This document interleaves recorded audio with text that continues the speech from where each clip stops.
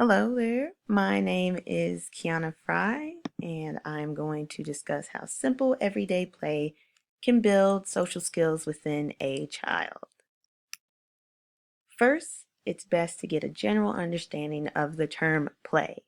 Based from the Encyclopedia of Children's Health, play consists of those activities performed for self-amusement that have behavioral, social, and psychomotor rewards. It is child-directed, and the rewards come from within the individual child. It is also enjoyable and spontaneous. So bottom line, there are no rules or a manual on how to play. There are different forms of playing that we see children engage in daily. The first type is physical play that lets the child get up and move. Expressive play allows children the option to use different materials such as paint, clay, and Play-Doh to create. Next, there is manipulative play, which involves children to use their fine motor skills in their hands and wrists. They are in total control of the scenario going on. This starts as early as infancy. When a baby drops a toy, the adult picks it up and the baby drops it purposely again.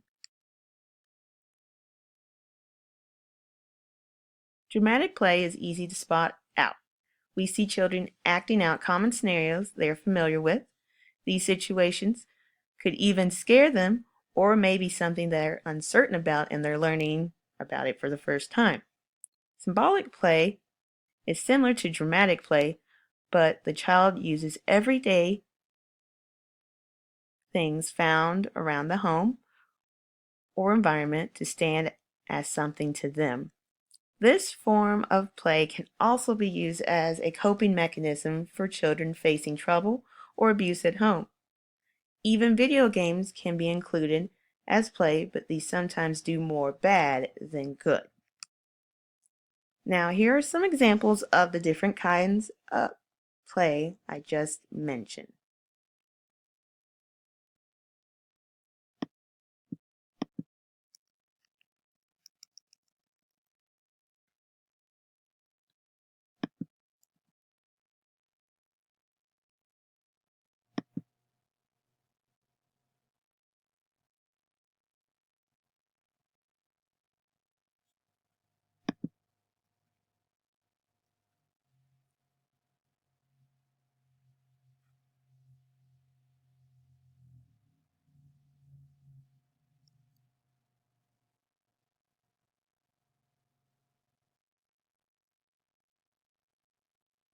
And here is dramatic play, where the children look like they're reenacting a home scene, possibly a dinner as well.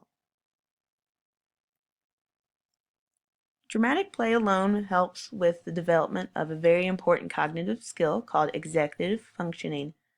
The definition for executive function is mentioned in a NPR broadcast from the year 2008, where it is the ability for a child to self-regulate.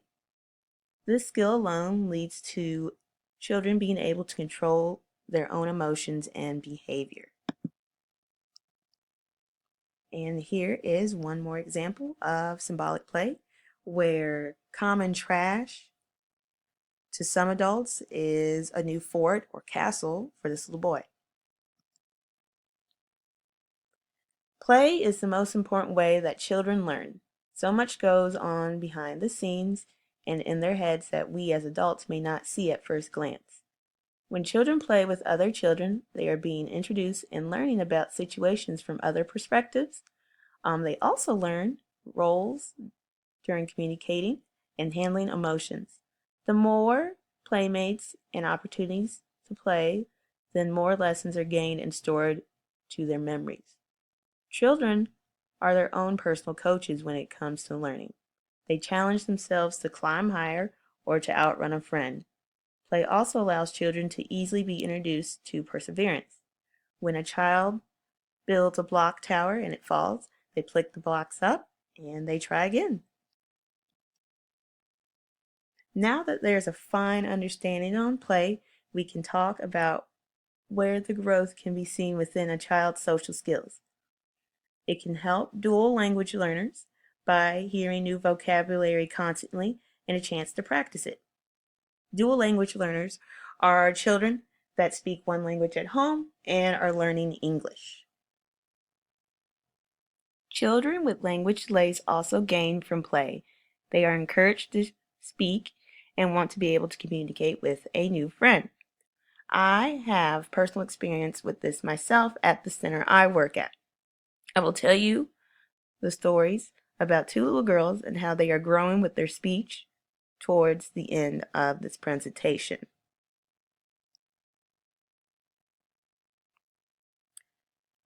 Here is Zayana. She's one of my students in my class and she's 2 years old.